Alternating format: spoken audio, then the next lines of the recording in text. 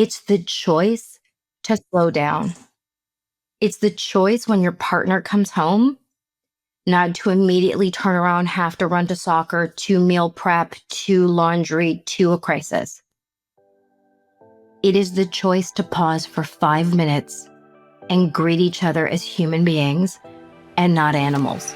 Welcome to Understand Your Man. I'm Nathan Joblin, co-founder of Modern Wisdom Press and author of the book Trapped, The Responsible Man's Guide to Personal Freedom and Happiness.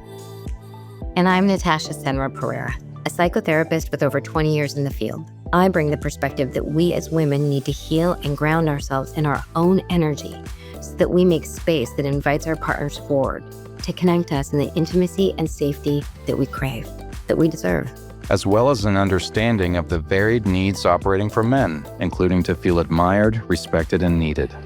This podcast aims to build a bridge between men and their female partners by offering an understanding of why your man may not be showing up in the way you know he's capable of. How you doing today, Natasha? I'm good. I'm really good. And I'm excited that we're talking about ways to engage our partners in fruitful and productive, healthy conversations so that we can problem solve and get our needs met. And I'm even more excited today to talk a little bit about joy and having fun with our partners, because that's why we chose them in the first place. Yes? Mm-hmm. Yeah. And when you say that, well, I think from my perspective, my framing, I think about hopping off of autopilot. It's interesting when you even bring up autopilot, and we can talk about that later on as far as autopilot with parenting, right? Just like every day going through what we're doing. And it does really start with autopilot with our partners, where we're just partners. We're just trying to get through the day rather than this is my romantic person. This is my intimate, joyous person to go through life with. We kind of forget, like, I chose you once upon a time because I wanted to experience my life with you, not just rake the yard, take out the garbage, and help little Jimmy with homework. Mm-hmm. That's autopilot. Yeah. Autopilot's such a real thing. Like when you're saying that, it's like, it must be really nice to have intentions going into a relationship as opposed to just rolling with it and going at the punches and feeling desire or whatever it may be. Like it even goes, it just speaks to the fact that lots of us don't have a relationship with ourselves before entering a relationship with someone else. And to be fair, how can we? Like, I met my husband when I was 24, right? So the woman I was at 24 versus 20 years later, and having to have a relationship with myself in a very different way than I did at 24. And would I choose that partner now? Who has he become? Who have I become? And when we're in autopilot, we don't ask those questions. We don't actually understand what are the needs we need in relationships. Yeah, I'm hopeful. I mean, from what I see, to generalize from the young people in my life, there seems to be an awareness of having a choice. I think that when we were coming up and out of college, it was just go time for all of that stuff, and I think there's the ability now to pause a little bit because the curtain's been pulled back. Very true. And as we talk about that, what do you think? Men, when they're looking at choosing a partner, a life partner, a mother for their children, a companion, what are boys and men really taught and exposed to as far as how to select an appropriate companion?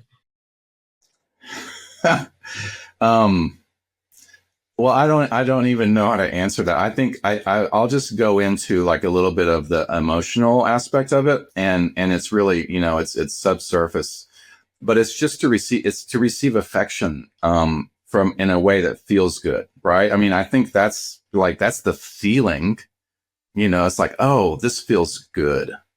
Hallelujah. Yes. And I think sometimes as women, we do forget that the affection, the softness, the intimacy, the joy, that safety that women can provide in a different way than you men receive out in the workforce or out playing football or out doing whatever it is that you do, isolated or with your male companions, it's very different than the affection that you receive from your women. Yeah.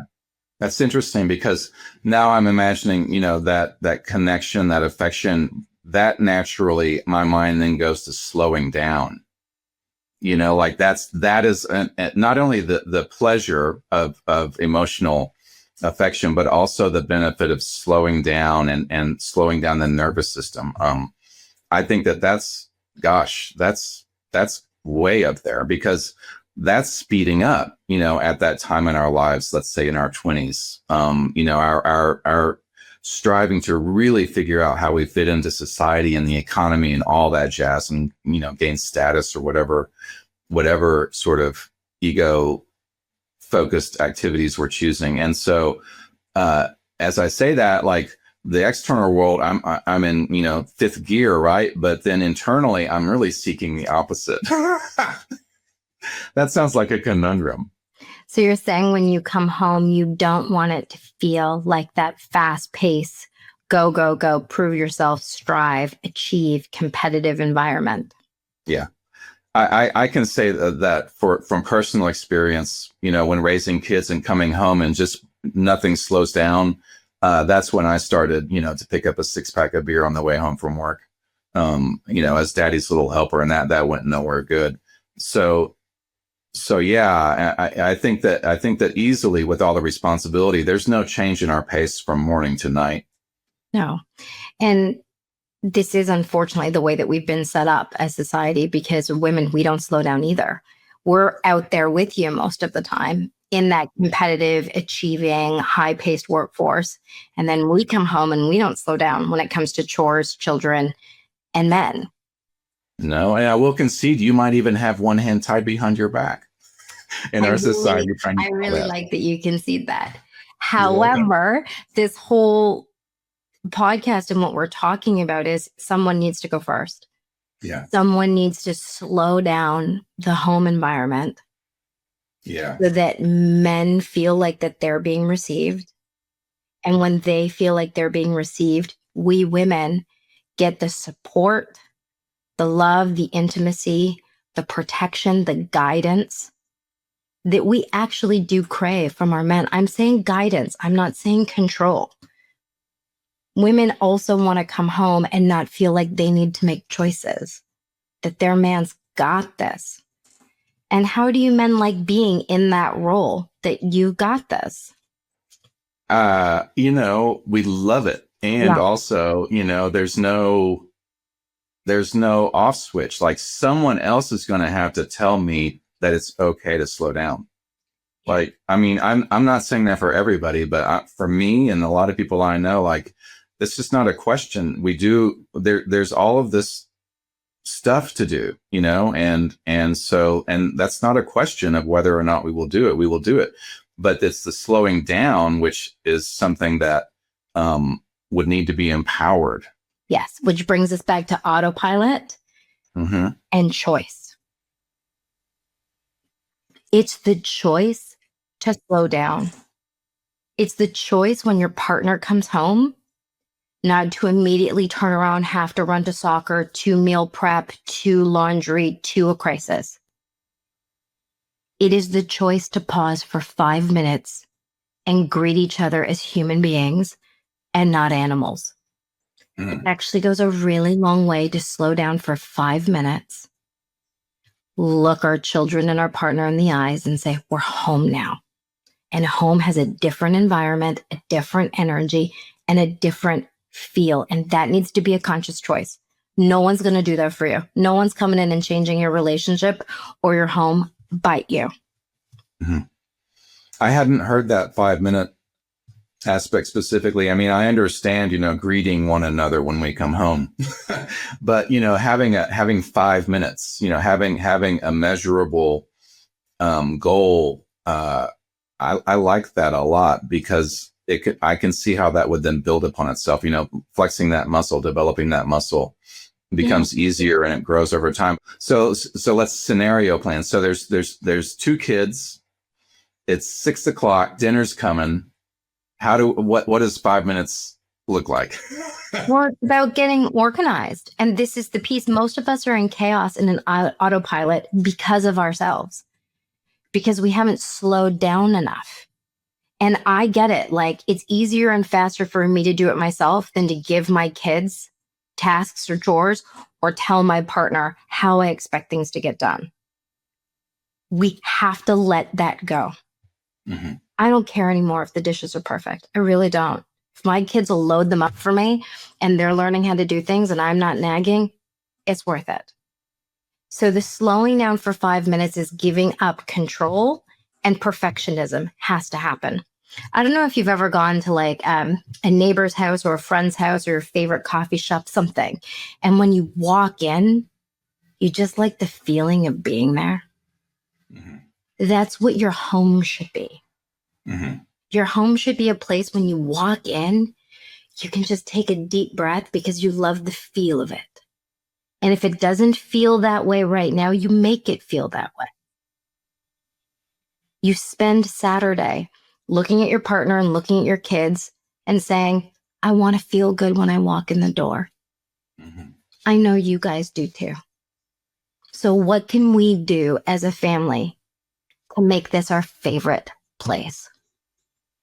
You know, I was going to go there as well, and I'm glad you did. You made it a family conversation, because I would like to respect the kids. And I know that, you know, as we look back on childhood, our own childhoods, you know, those moments of connection can feel few and far between. And so respecting the children and teaching them, you know, some adult relationship, you know, skills, like we need to slow down and say hi to each other. We haven't seen each other all day. Yeah. And letting them know that that's important. And so I think that's really sweet because, you know, when I first proposed it, it was more like the partners coming together and deciding we have to set this time. And you know what I mean? It was like, it was just more planning, you know, the heart wasn't in it. It was more like logistically, how do we set aside this 5 minutes? And maybe by starting with why this is not how do we do it, you know, but why are we doing this? Like, for the love of God, let's just be together for 5 minutes right now. And it needs to be enjoyable, because if we all can't stand each other, that 5 Mm-hmm. minutes is going to feel like torture, which Mm-hmm. means that everyone's voice needs to be kind of in the room. Uh-huh. What I like is definitely not what my two children like. Yeah. And so it's not about controlling.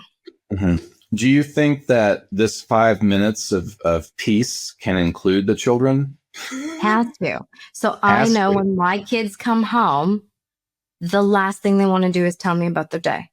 The day is over. They're not interested in talking about school. They do want to be with me, though. Yeah. And so we have a puzzle that we love. Yeah. My whole family loves this puzzle. My partner comes in, the boys come in, we greet each other, and we're excited to do 5 minutes on that puzzle. Yeah. I'll toss in a walk around the block, because I think, you know, coming into my body, you know, coming home after sitting down all day, I think the walk probably would help a lot as well, if that's possible. I love that. And it's going to look different for everybody. But the last thing you want to do is leave school, leave work, leave your boss, leave your coworkers, and then come home and feel as though you're working again. And I loved what you said about why we're doing this. So many of my clients come to me because they want a different life, and that's not true. They have everything they want. They want a different relationship to it. They have a partner, they have kids, they have the home, they have the car, they have what they want. They don't enjoy the relationship that they have to it. And what you don't repair, you're going to repeat. So you can get rid of this whole family, this car, this house. You're just going to repeat the same thing. It's about opening your heart and being the creator in your life to create the feeling that you want from the people in your life. And it has to start with you. Mm-hmm. Yeah. And just to be more explicit, because I'm really liking this, children or otherwise, the goal of this 5 minutes is for everyone just to come together and be together, whoever's in the household. Right. And so I like it. It's whoever is in the family, in the home, That way everyone's getting the experience. And then that strengthens it even more. And it's about attention. Mm-hmm. Our partners want attention. Our children want attention. And not nagging attention where we're telling them that we need them to do something. Do you remember, Nathan, when someone really looked at you because they were actually just really curious about how you were doing? That feeling that they don't want anything from you. They're just really curious about how you are. And if we can remember what that feels like and how good that feels, imagine giving that to our partner, giving that to our children. It slows their nervous system down. And then they open their heart and get curious back to us. It does not happen overnight. You've been conditioned in an autopilot a different way for a very long time. Mm-hmm. Start practicing it. I like that. It's just, I'm thinking about, the word partnership and giving it the space to be more than just coordinating and doing. Friendship is part of that partnership. And thinking of my partner as my friend, I do that. And if it's brings some specialness into it. My best friend, those are childhood concepts, but that just points to how much we want them and how foundational they are, right? So important. All the people I love are in this house. I'm just not being very loving to them because I'm seeing them as either obstacles, things I need to take care of, things I need to do, or things I have to endure. Terrible. But if you shift it and it's like, these people are my best friends, they're my people on the planet. How do I treat them? How do I show up? How do I make them feel? Because I guarantee you, it's a guarantee. If you make them feel loved, like they're special, like they're important, like you care about them, you get that right back. You get that right back. Give it 30 days. 30 days of intentionally being with someone for 5 minutes. Watch how difficult it is. Where it's not about you, but it's about how you're making them feel. Watch that whole relationship change. Is that time period? Is this based on your experience, or is this also like neuroscience understanding that's developing? Like building that habit, I guess, is what we're talking about, right? But I don't like to use that word. Yeah. But it is a habit because we've gotten into bad habits. Our bad habits are being on autopilot and conditioning. But there's all sorts of information and research, actually more so on quantum physics, about how you engage an object actually changes the composition of that object. And we can go into some of that, which I love. It's very geeky, nerdy stuff. But have you seen any of those experiments where you take two plants and you put one in a dark room and you just play like death metal to it, and you take another one and you play violin music? Yeah. And you watch the rate at which they grow? Imagine that you are looking at your partner and your children, either spewing death metal at them, or their nervous system feels you as this beautiful symphony. The same happens with water. I know that there's a Japanese photographer, I forget his name right now, but he played classical music and music to water molecules and then photographed them, and it was amazing, the difference in the way that the crystals organize themselves and the beauty of the symmetry. So we are the music, and our people in our lives are the recipients of that. And when you said at the beginning where you chose a partner, what women have the power of making you feel, and it's this idea of our affection. No one loves like a woman does. That really is our superpower. And that's the gift that we have. And because we as women have been so loaded down in so many countless ways, we're not even going into it anymore because it won't change it. The change begins with us. How do we get back into our affection? And I would like in our next episode to talk about how we as women need to care for ourselves and our own nervous systems so that we actually have the capacity to give 5 minutes of intentional attention to those of us we love. And again, is it fair that we're going first? No. But we're here because we want to feel different in our relationships. And because I want to feel different in my relationship, I'll go first. So I will look at my partner with affection. How's that sound?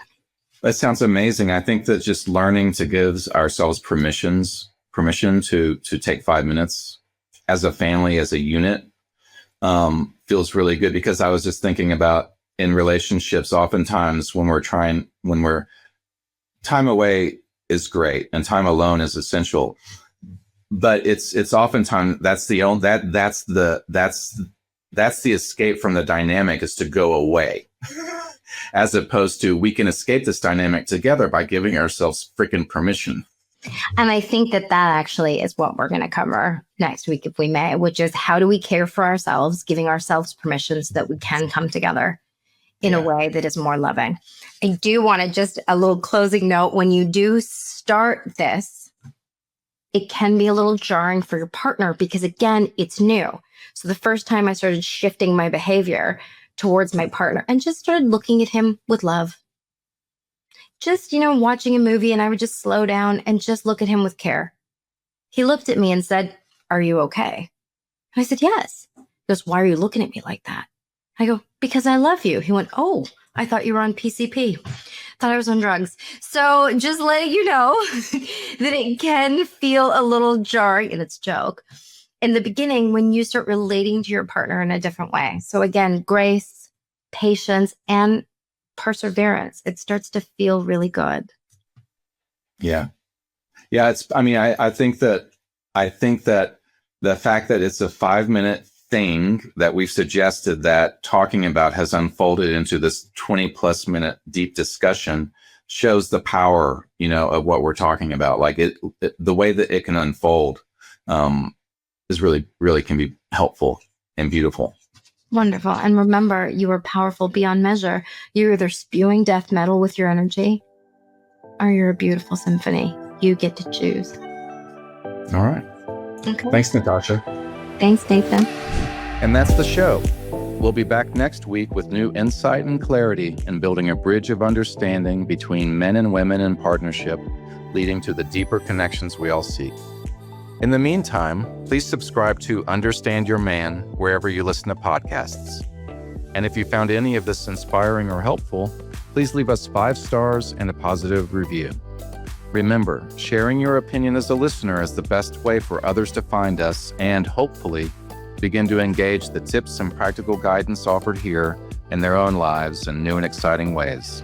If you would like to send us a question or suggest a topic for discussion, feel free to reach out via email at understandyourmanpodcast@gmail.com. Thank you.